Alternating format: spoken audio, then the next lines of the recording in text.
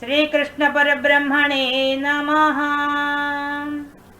శ్రీమద్ భగవద్గీతలో కర్మయోగంలో మనం ఈరోజు 31వ శ్లోకం 32వ శ్లోకం 2 శ్లోకాలు చెప్పుకుంటున్నాం. 31, 32.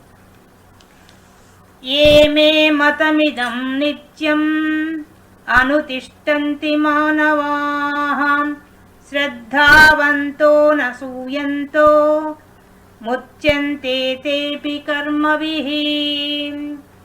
ఏ మే మతమిదం నిత్యం అనుతిష్టంతి మానవాః శ్రద్ధావంతో నసూయంతః ముచ్యంతే తేపి కర్మభిః. ఈ శ్లోకంలో భగవంతుడు ముందు శ్లోకంలో చెప్పిన విషయాన్ని గట్టిగా చెప్తున్నారు. ఒక పాజిటివ్, ఒక నెగటివ్ రెండు చెప్తున్నారు. పాజిటివ్గా ఉండేది ఈ శ్లోకం 31, నెగటివ్గా ఉంటే ఎలా జరుగుతుంది, పాజిటివ్గా ఉంటే ఎలా జరుగుతుంది అనే విషయాన్ని సూచిస్తున్నారు భగవాన్. ఈ దీంట్లో ముందు శ్లోకంతో లింక్, ఇది ముందు శ్లోకం కాదు, ఇక్కడ దాకా జరిగిపోయిన కర్మయోగంలో ఉండే ప్రతి శ్లోకానికి లింకు, సారాంశం అంతా కలిపి ఈ శ్లోకంలో చెప్తున్నారు. సారాంశం ముందు శ్లోకంలో చెప్పేశారు. మొత్తం కర్మయోగంలో ఇప్పటిదాకా చెప్పిన విషయం అంతా కలిపి ఆయన ఏం చెప్పాడు, మై సర్వాణి కర్మాణి సన్యస్య అధ్యాత్మ చేతస. మై నాయందు ఇప్పుడు చెప్పాడు, కర్మయోగం అంతా చెప్పాడు. ఆయన కర్మయోగం ఎలా చేయాలని చెప్పాడు, పంచయజ్ఞాలు చేయాలి, సత్కర్మలు చేయాలి, నిష్కామంగా చేయాలి, ఫలితం ఆశించకూడదు, సంఘం ఉండకూడదు, ఈశ్వరార్పణ బుద్ధితో చెయ్యాలి. మళ్ళీ లాస్ట్కి వచ్చేసరికి త్రిగుణాలతో కర్మేంద్రియాలతో కలిసి చేస్తున్నాయి, ఇవన్నీ కరణాలతో చేస్తున్నాయి, వాటికి లొంగకుండా ఉండాలి అనే విషయాన్ని కూడా లాస్ట్లో చెప్పేశారు. ఇవన్నీ కలిపి ఈ శ్లోకంలో చెప్పాడు. ఈ 30వ శ్లోకంలో ఏం చెప్పాడు, నాకే అర్పించాలి, నా ఎందే అర్పించాలి, అది కూడా ఎలా అర్పించాలి అది కూడా చెప్పేశాడు. అధ్యాత్మ చేతస, వివేకంతో బాగా ఆలోచించి ఆత్మ అనాత్మ అనే విషయాన్ని చర్చించుకొని అప్పుడు చేయాలి. చేసినప్పుడు ఎలా అర్పించాలి, చేసిన ప్రతి పని సత్కర్మ చేయాలి, వివేకంతో చేయాలి, దాన్ని వచ్చేసి భగవంతుడికి అర్పించాలి.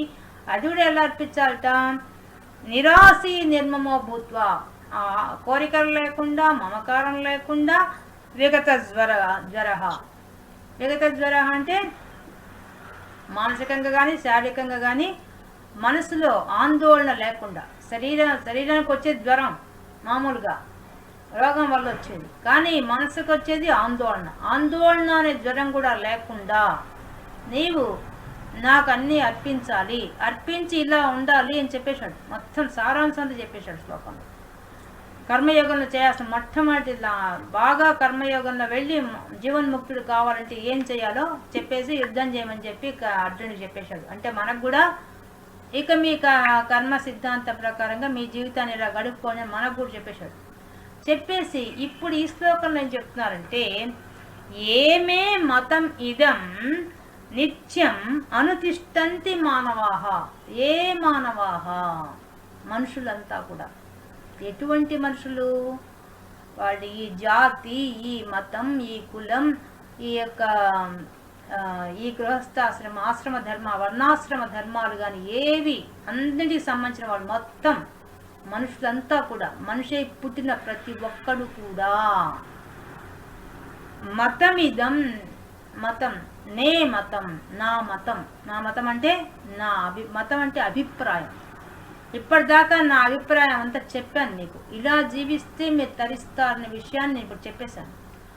ఈ విషయాన్ని అందరు మనుషులు కూడా నిత్యం ఎప్పుడు గుర్తుపెట్టుకొని అనుతిష్టంతి, ఎవరైతే విడవకుండా ఆచరిస్తారో, ఆ పంచయజ్ఞాలు ఆచరించాలి, నిష్కామంగా చేయాలి, ఫలం ఆశించకూడదు, సంఘం ఉండకూడదు, మళ్ళీ ఈశ్వరార్పణ బుద్ధితో చెయ్యాలా, ఇవన్నీ కూడా ఎవరైతే చేస్తారో, త్రిగుణాలకు లొంగకుండా, కరణాలకు లొంగకుండా, ఎవడైతే మమకారం లేకుండా, అహంకారం లేకుండా, కోరికలు లేకుండా విగతజ్వరుడై చేస్తాడో, అటువంటివన్నీ నేను చెప్పా కదా, అదంతా కూడా మనుషులైన వాడి ప్రతి ఒక్కళ్ళు ఆచరించాలి. నిజానికి చేస్తే అది ఎలా చేయాలట, శ్రద్ధావంతో, శ్రద్ధగా చేయాలి. శ్రద్ధగా అంటే శ్రద్ధ అంటే ఏకాగ్రత, కాన్సన్ట్రేషన్. ఎలా ఉండాలి కాన్సన్ట్రేషన్? అది ఎలా వస్తుంది అంటే, ఆ శ్రద్ధ ఎలా వస్తుంది మనకు శాస్త్రం చదివితే వస్తుంది. అందుకే ముందే చెప్పేశాడు, వేదాల్లో చెప్పేస్తాను ఇవన్నీ నేను చెప్పేశాడు. నువ్వు వేదాలు చదవగలవా? చదవలేవు. చదివినా అర్థం కావు. కానీ గురువులు చెప్తారు, గురువులు చెప్పింది అర్థం అవుతుంది. శ్రద్ధగా గురువులు చెప్పేటప్పుడు శ్రద్ధగా విని తెలుసుకొని అనసూయంతో, అసూయ లేకుండా ఉంది. మనకు లోకంలో వాడేస్తుంటాం ఈర్ష్య, అసూయలు అనేసి. అసూయ అంటే ఏంది? ఇతరుల్లో మంచి గుణాలను కూడా చెడుగా ప్రచారం చేసేవాళ్ళు, మంచి లక్షణాన్ని కూడా చెడుగా చూసేవాళ్ళు, దాన్ని అసూయ అంటారు. ఈర్ష్య అంటే వాళ్ళకున్నది మనకు లేదని ఈర్ష్యవాడ. అసూయ అంటే ఇతరులు మంచి గుణాలు ఉన్నా కూడా దాన్ని చెడుగా ప్రచారం చేసేవాళ్ళు. ఇప్పుడు నేను చెప్పినవంతా కూడా వినేసేసి తెలుసుకొని, శ్రద్ధగా ఏకాగ్రతగా తెలుసుకొని, అనసూయంతో, అసూయ లేకుండా, అంటే నా మీద దోషం ఎంచకుండా ముచ్యంతే తేపి కర్మభిహి, అప్పుడైతేనే వాడు చేసిన కర్మలన్నిటికీ విముక్తుడవుతాడంటే మళ్ళీ జన్మించకుండా ఉంటాడు. ఇదయ్యే అసలు విషయం.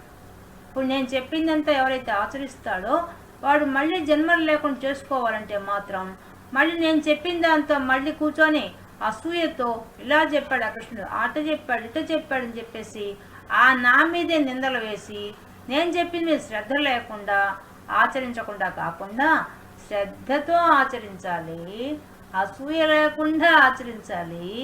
ఇలా చేసిన వాడికి ఏమవుతాడంటే వాడే జీవన్ముక్తుడైపోతాడయ్యా. ఇది అసలు రహస్యం. ఈ జీవితం నీవు బతికేంతకాలం సుఖంగా జరిగిపోతుంది. నీకు సుఖ దుఃఖాలంటూ నీకు అంటుకోవు, రాగద్వేషాలు ఉండవు, హాయిగా జీవించేస్తావు.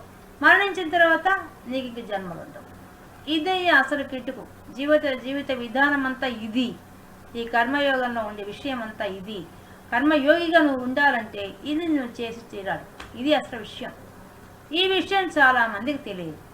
ఈ శాస్త్రం చదివితే తెలుస్తుంది, చదవకపోతే ఏం తెలుస్తుంది? ఒకప్పుడు ఈ శాస్త్రం మనకు అందరికీ సంస్కృతం వచ్చి ఉండేది, అందుబాటులో ఉండేది. ఇప్పుడు మనకు అందుబాటులో లేదు. కానీ మనకు భగవద్గీతలోనే వేదాలు అంత సారం అంతా పెట్టేశారు. కాబట్టి కనీసం ఇది చదివైనా తెలుసుకోవాలి. ఇది గురువుల ద్వారా వినన్నా తెలుసుకొని ఆచరించాలి. అందుకని అనుతిష్టంతి, ఖచ్చితంగా విడవకుండా నిత్యం ప్రతిరోజు చేయాల్సిందే. పంచయజ్ఞాలు చేయాల్సిందే, మళ్ళీ నిష్కామ కర్మ చేయాల్సిందే, ఫలం ఆశించకుండా ఉండాల్సిందే, సంగము లేకుండా ఉండాల్సిందే, మళ్ళీ ఈశ్వరార్పణ బుద్ధితో చేయాల్సిందే. ఇలాగా చేసుకుంటూ పోతే నువ్వు అసలు ఆ విధంగా చేయడం మొదలుపెట్టింది అది ఏమైపోతుంది? కోరికలు తగ్గిపోతాయి. కోరికలు ఎప్పుడు తగ్గుతాయో నీ కర్మలు తగ్గుతాయి. కర్మలు ఎప్పుడు తగ్గుతాయో జన్మలు తగ్గిపోతాయి. అది ప్రాసెస్. ఇది చెప్పేస్తున్నాడు కృష్ణ పరమాత్మ. ఈజీగా ఉంది. చెప్పిన మెథడ్ చాలా ఈజీగా ఉంది. ఎందుకని మనకు బతికినంతకాలం టెన్షన్ ఉండదు. ఫస్ట్ జగతజ్వర చెప్పేశాడు. నువ్వు జ్వరం లేకుండా ఉండాలంటే, నువ్వు తాపం లేకుండా ఉండాలంటే నీకు సులభమైన మార్గం ఏంటంటే నేను చెప్పిన కర్మయోగం ప్రకారంగా అన్ని నాకు అర్పించేసి, నువ్వు ఏది చేసి సత్కర్మ చేయి, ఆ సత్కర్మని నాకు అర్పించేసి అర్పణ బుద్ధి చేసి, అప్పుడు నీకేమైపోతుంది? నీవు హాయిగా ఉండొచ్చు. భూమి మీద ఉన్నంతకాలం ఏ టెన్షన్స్ లేకుండా, ఏ బాధలు లేకుండా నువ్వు జీవిస్తావు అని చెప్పేశాడు. ఇది పాజిటివ్. ఈ శ్లోకం పాజిటివ్. ఇప్పుడు నెగిటివ్ చెప్తున్నారు 32వ శ్లోకంలో. ఏత్వేదభ్యసూయంతో నానుతిష్టంతి మే మతం సర్వజ్ఞాన విమూఢాంస్తాన్ విద్ధి నష్టాన చేతసః. ఇక్కడ ఏం చెప్తున్నాడు? ఎవడైతే ఈ విధంగా ఎవరైతే ఇప్పుడు నేను చెప్పినవన్నీ కాకుండా నెగటివ్, ఇవన్నీ నేను చెప్పినవన్నీ కాకుండా కర్మ సిద్ధాంత ప్రకారం నేను చెప్పా కదా, అన్నీ నాకే అర్పించమని చెప్పాడు, సత్కర్మలు చేయమన్నాడు, నిష్కామం చేయమన్నాడు, ఫలితం ఆశించకూడదన్నాడు, ఈశ్వరార్పణ బుద్ధితో ఉండమన్నాడు, సంఘం లేకుండా ఉండమన్నాడు, ఇవన్నీ చెప్పా కదా నేను. కానీ ఏ తత్ మతం మే మతం, నా మతం, నేను చెప్పిన ఈ అభిప్రాయాన్ని ఇప్పటిదాకా నేను చెప్పాను కర్మ సిద్ధాంతం ప్రకారం ఇలా జీవించాలని చెప్పానే, ఈ చెప్పిందంతా కూడాను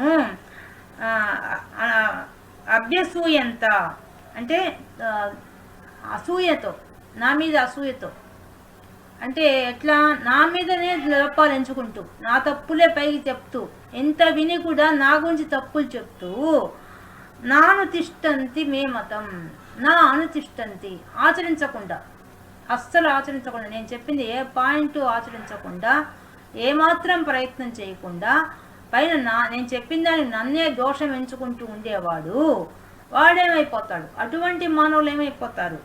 సర్వజ్ఞాన విమూఢాంస్తాన్ తాన్, అటువంటి వాళ్ళు. ఎటువంటి వాళ్ళు? నేను చెప్పిన దాంట్లో తప్పులు ఎంచి దాన్ని బయటికి చెప్తూ ఉండేవాళ్ళు, అటువంటి వాళ్ళు ఆచరించకుండా ఉండేవాళ్ళు, నా అభిప్రాయం తప్పని చెప్పేవాళ్ళు, అసూయ గలవాళ్ళు, అటువంటి వాళ్ళంతా కూడా శ్రద్ధ లేని వాళ్ళు, వాళ్ళంతా ఏమైపోతారు? సర్వజ్ఞానం మొత్తం అన్ని విషయాలన్నీ కూడా వ్యతిరేకంగా అయిపోతాయి. వాడు ఏమైపోతాడు?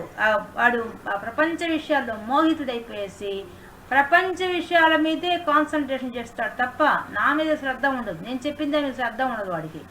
వాడు పూర్తిగా ప్రపంచ విషయాలు పడిపోతే దదుడేమో రెచ్చపడతాడు.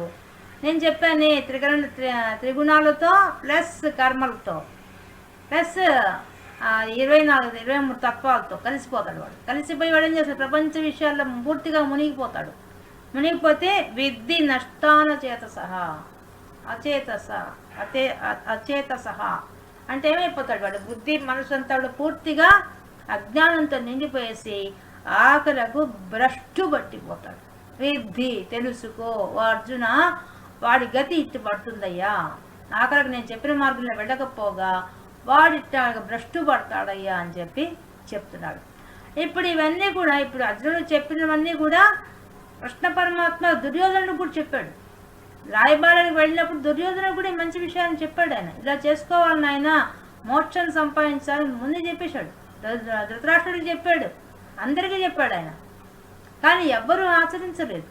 శిశుపాలుడు కూడా ఈయన మంచి గుణాలంతా కూడా ఆయన జీవితం మొత్తం తప్పులే ఇచ్చాడు. శిశుపాలుడు అయితే మొత్తం తిట్టిపోసాడు ఆయన. ఆయన జీవితంలో జరిగినవన్నింటి వెనక అద్భుతమైన ఆనంద తత్వం ఉంది. దాన్ని తప్పించి అతను తన జీవితంలో ఉండేవన్నిటి దోషాలుగా భావించి ఆయన తిట్టిపోసాడు. ఎవరు? శిశుపాలుడు వాడు. అలాగే పౌండ్రక వాసుదేవుడు, నీవేం గొప్ప నేను గొప్ప అని చెప్పేసి ఆయన కాలంలోనే అట్లా వ్యతిరేకం వచ్చేసింది. అలాంటి వాళ్ళు మనం చూసాం. భాగవతంలో ఇట్లాంటి వాళ్ళు దండిని కనిపిస్తారు. పాపం ఆయన్ని తిడతారు, కృష్ణ పరమాత్మని తిడతారు. అంత బాగా చెప్పిన వాడిని పట్టుకొని తిడతారు. నువ్వు అట్లాంటి వాడివి, ఇట్లాంటి వాడివి, అందుకనే అనసూయ అని చెప్పేశాడు. అసూయ లేకుండా ఉండాలి. కానీ అసూయతో ఉండేవాళ్ళు ఎలా ఉంటారని ఈ శ్లోకంలో చెప్తున్నాడు. ఆయన మీద ద్వేషం ఎంచుకున్నారు, ద్వేషం పెట్టుకున్నారు వాళ్ళు. ఎందుకు? ఆయన అందరికీ హితబోధ చేశాడు. అర్జునుడికి ఏ విధంగా చెప్పాడో అందరికీ తను ఇట్లే ఉండాలా, ఎప్పుడు నవ్వుతూ ఉండాలా, ఆనందంగా ఉండాలా, మన ఆనంద స్వరూపం అని చెప్పాడు పాపం. కానీ వాళ్ళు ఎవరు వినలేదు.